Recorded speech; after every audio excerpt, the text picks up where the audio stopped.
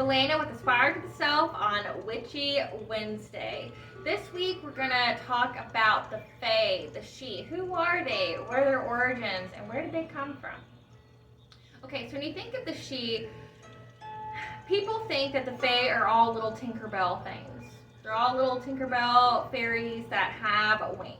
When in actuality, fairies is a term that encompasses all of Fae. So the ones that we most associate with being fairies is the little winged ones. Those are actually demi-fae.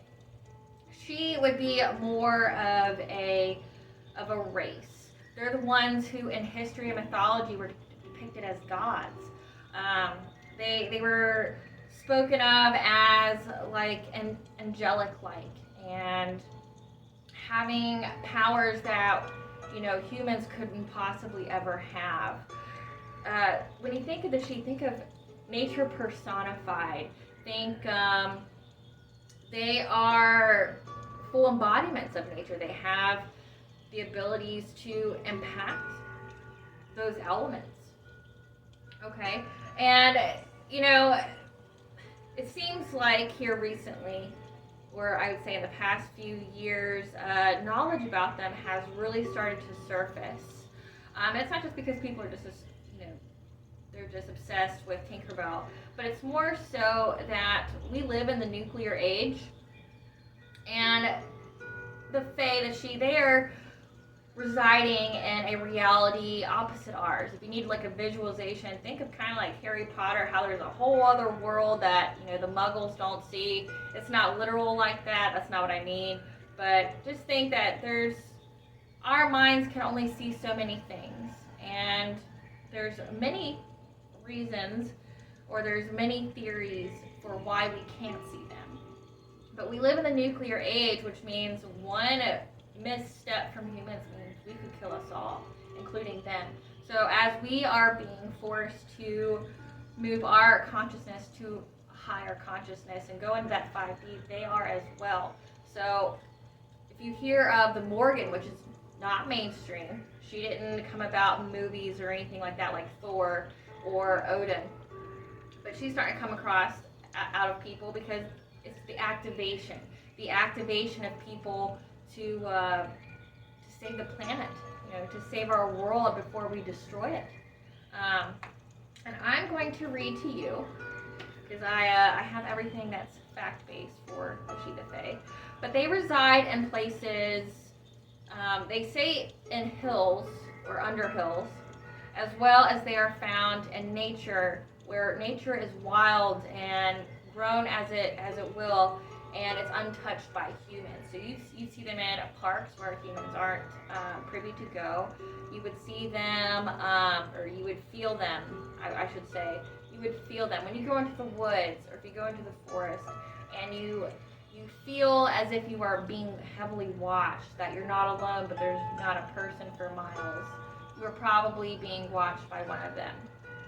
And there's,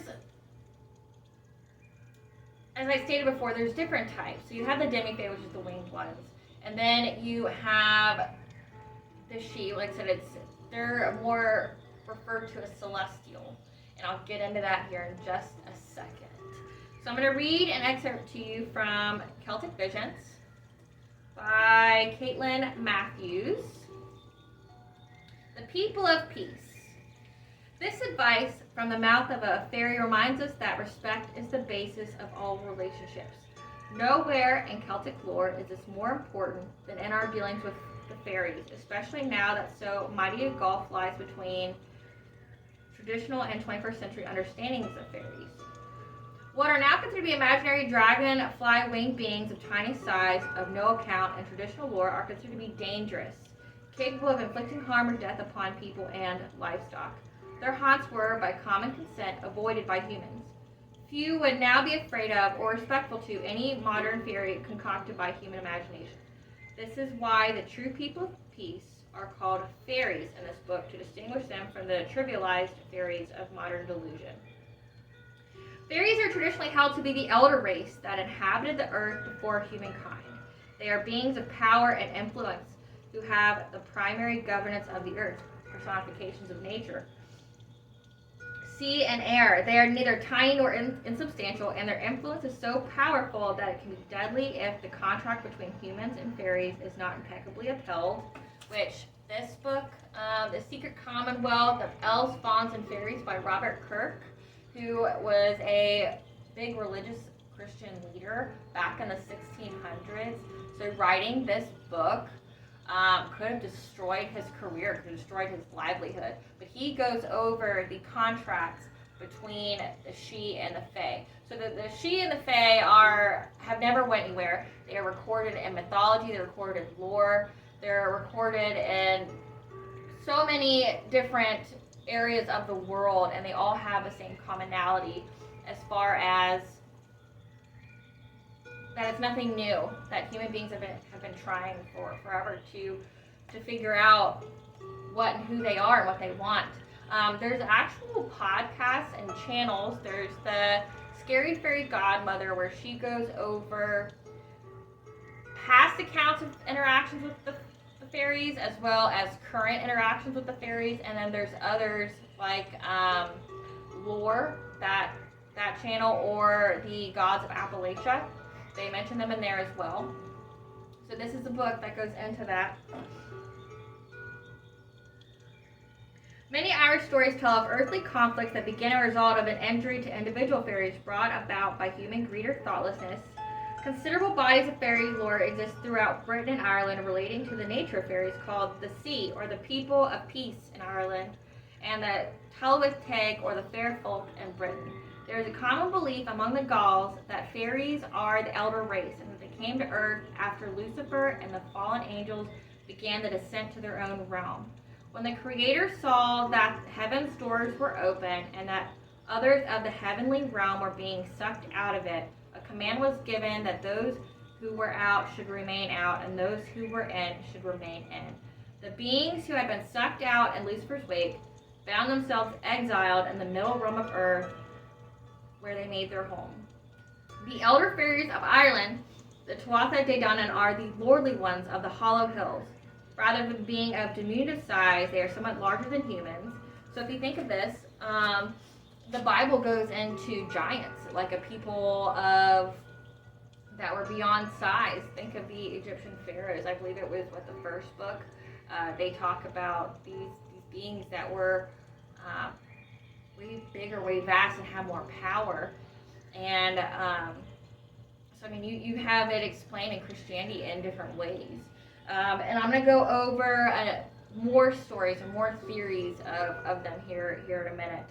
But yes, so they are very similar to celestial beings. They could be considered angels because they came from heaven.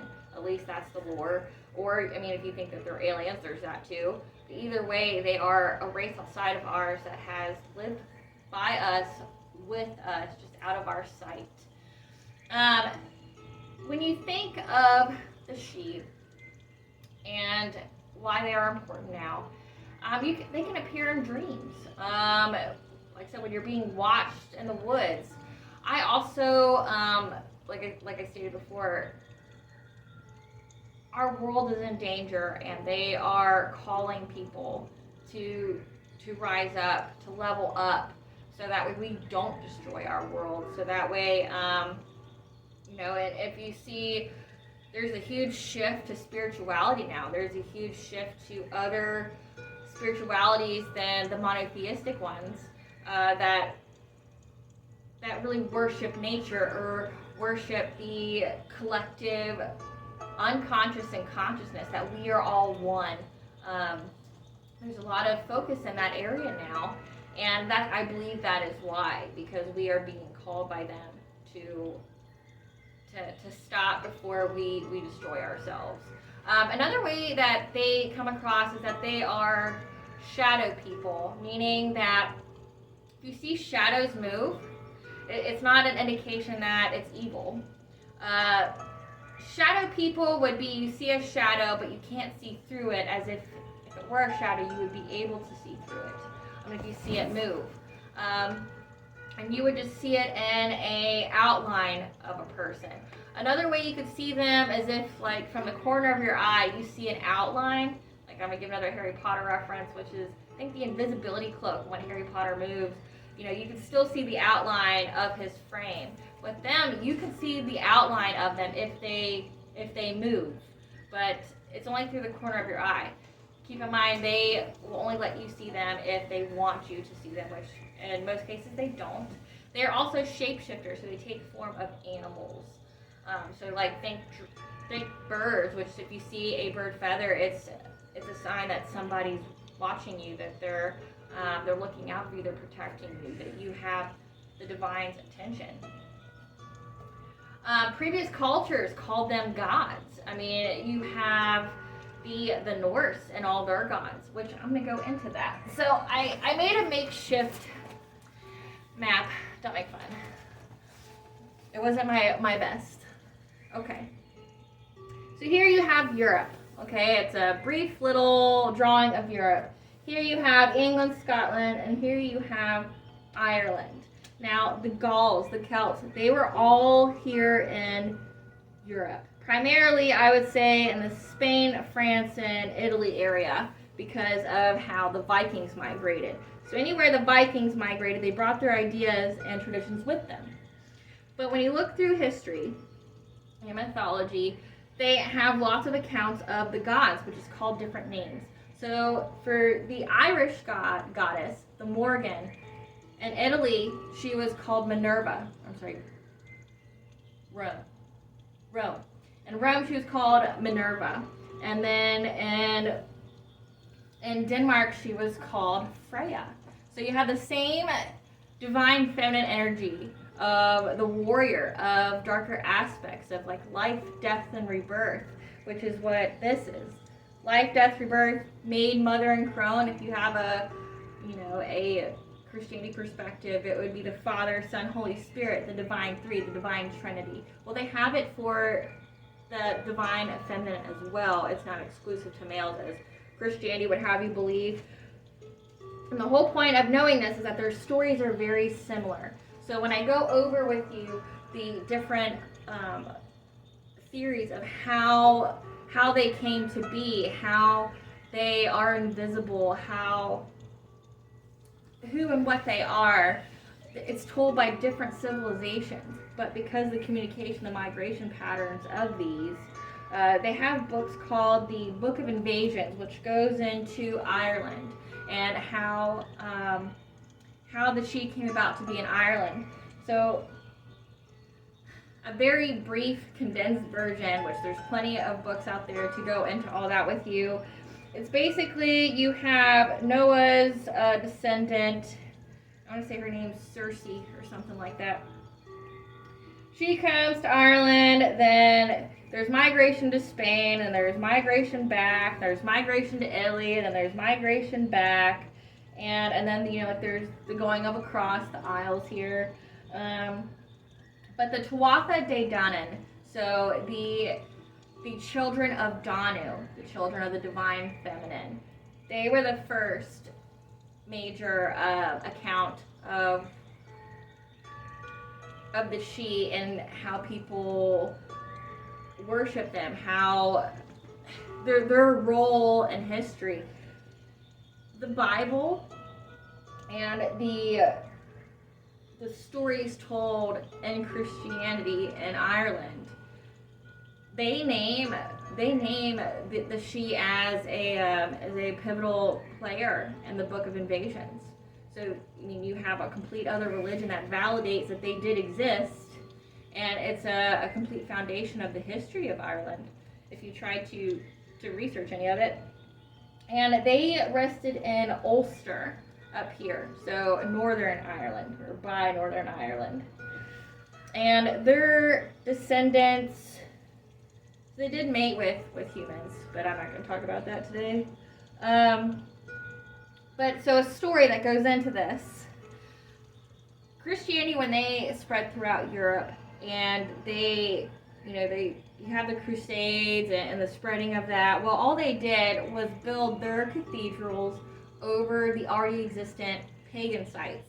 And how the people back then, I guess, kept their faith or their spirituality alive is they have spirals, which is a sign of the divine feminine. It's the design of our awakening process, our ascension, and the spiral. We have the Triskele, like I said, it's the maid, mother, and crone, the divine feminine. These were etched into the foundations of church buildings because they used to be pagan sites. Just like Christianity covered up a lot of the traditional holidays and festivities. You got to think Yule became Christmas. Easter is Ostera. Things like that. So they just tried to cover up the pagan sites. So with this, they all have very similar stories and accounts of the people and how they interacted with the she, or who they thought they were. So I'm gonna get into that. Okay. This is a book called Bison. I'll say it's Bison. And it is a Scandinavian folklore and how they think of the she. Okay.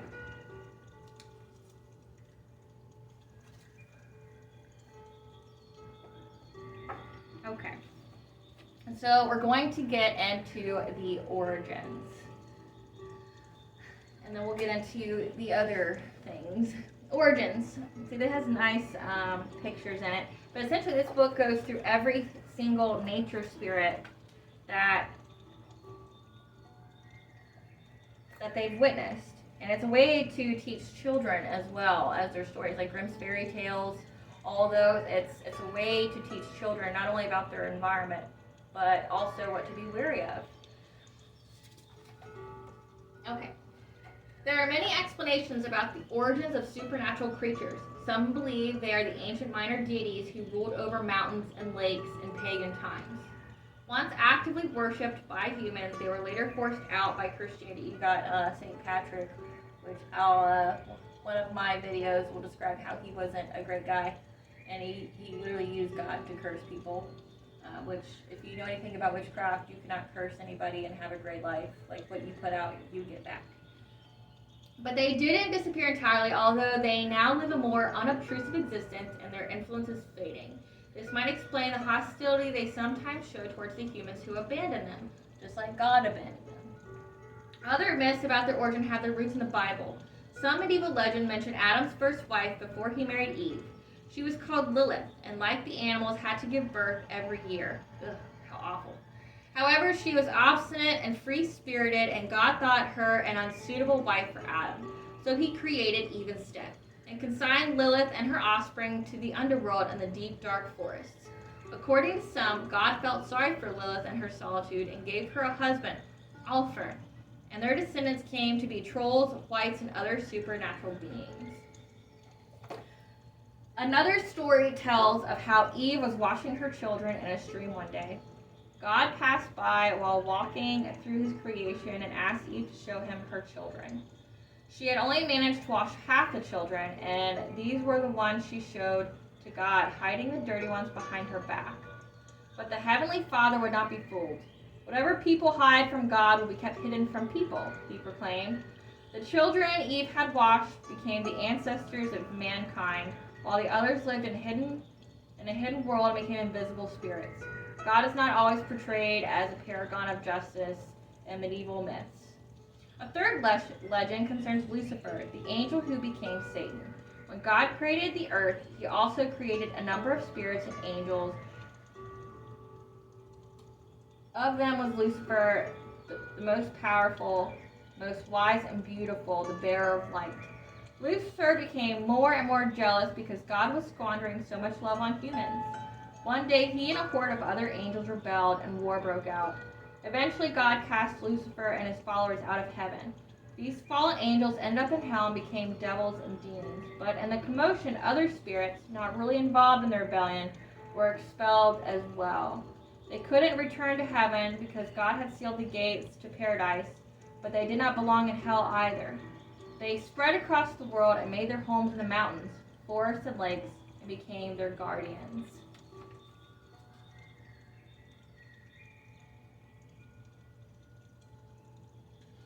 And then there's I can't say the words.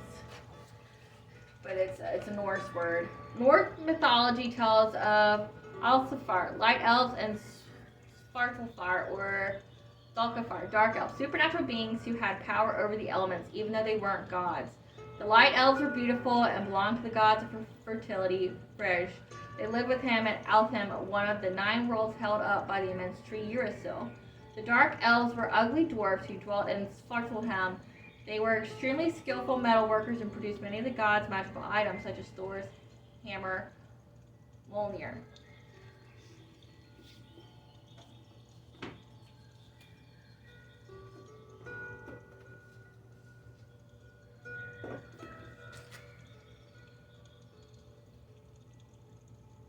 Okay, so as you have it, they are beings that are described as celestial beings.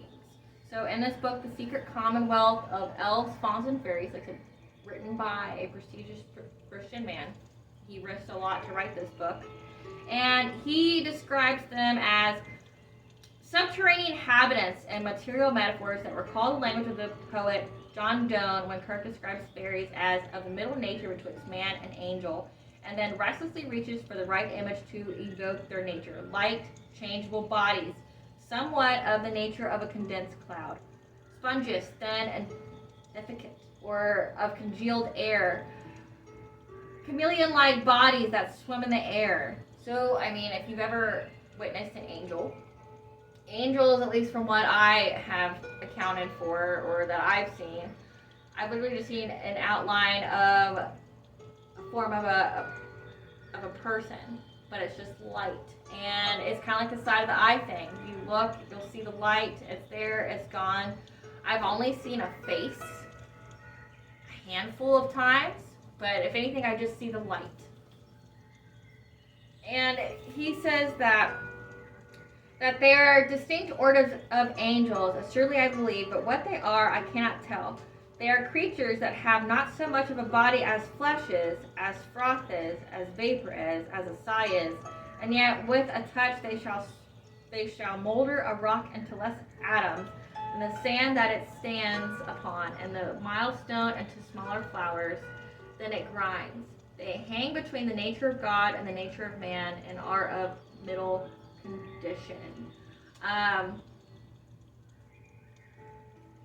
Thinking of fairies as spirits and demons in the terms of metaphysical poetry and contemporary Neoplatonic visions gather up frequently overlooked and despised popular superstition to a far more respectful fear. In this, Kirk's eclectic scholarship and his benevolent egalitarianism shows a certain daring and agility, whether or not he felt himself to be striking out on a doctrinal limb. So as you see, you have all these different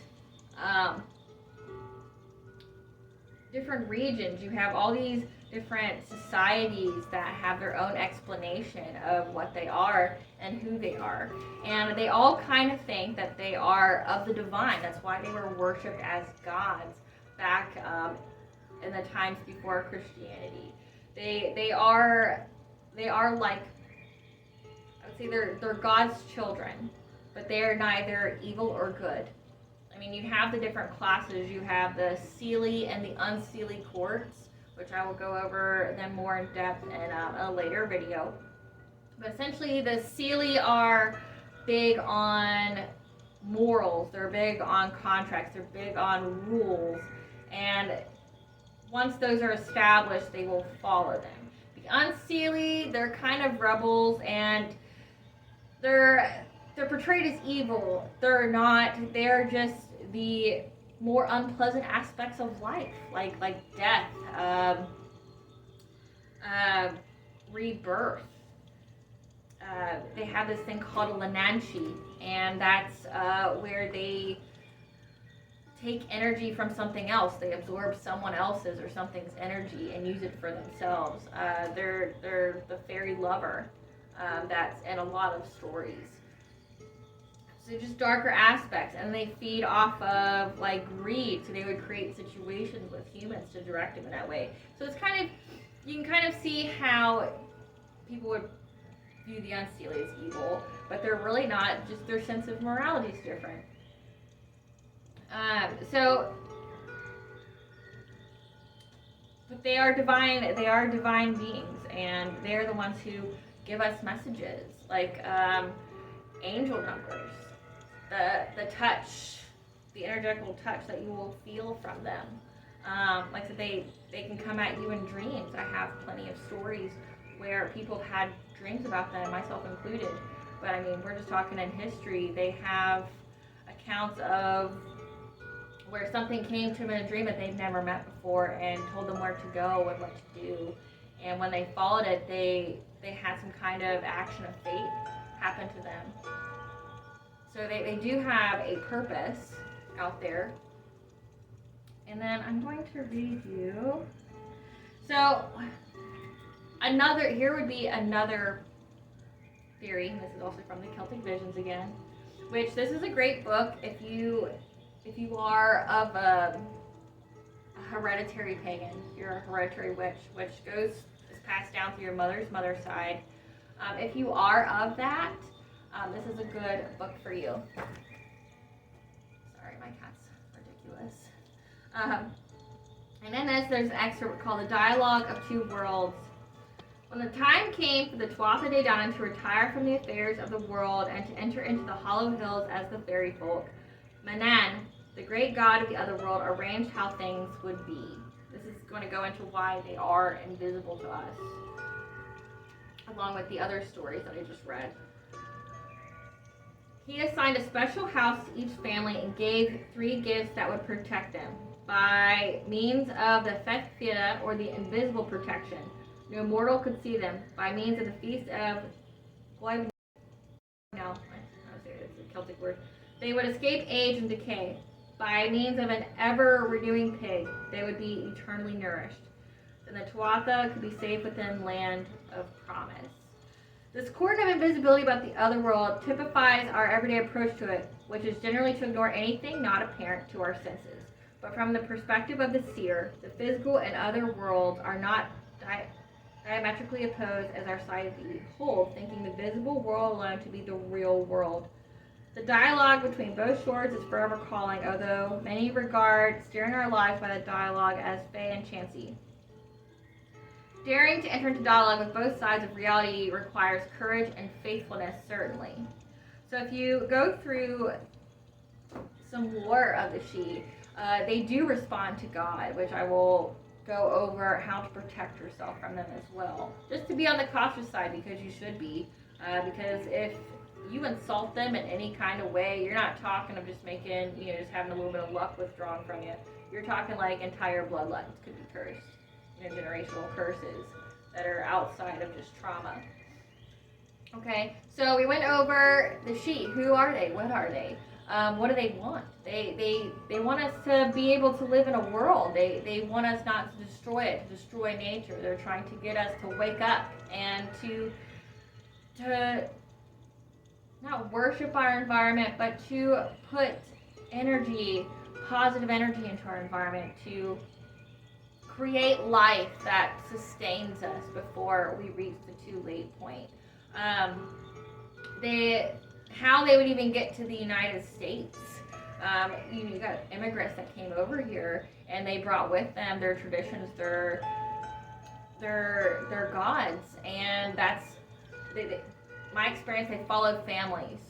If your family is one that worked with them, they will follow you, and you will be called by them. And by call, I mean you might feel like you're being haunted a little bit. Things are always disappearing in your house, or you see shadows move a lot, or you feel like you're not alone when you're most definitely alone. When you feel them, your body, because it's human, the hairs will stand up on it. You'll have that sense that something's near you, just don't know what. Your immediate response in your brains go, oh, it's evil, get it away from me. They're not. Like I said, your body is just picking up that something not human is around you. And like I said, angels feel the same way. Like, people think that angels just feel super comforting. They don't. They truly don't. Your body will register that they're not human and they're somewhere near you, and then because you're human, you will fear it, because you fear things that you cannot control, or that that you can't explain. So if you like these videos, please like and subscribe. These will occur every Wednesday. Sometimes I'll just read lore. Sometimes I will do what I did today, where I go over things and then I provide credible sources that they come from to further explain. I'm going to also go over herbalism and herbs you should have, and how to make medicines, because we live in an uncertain world now. You never know if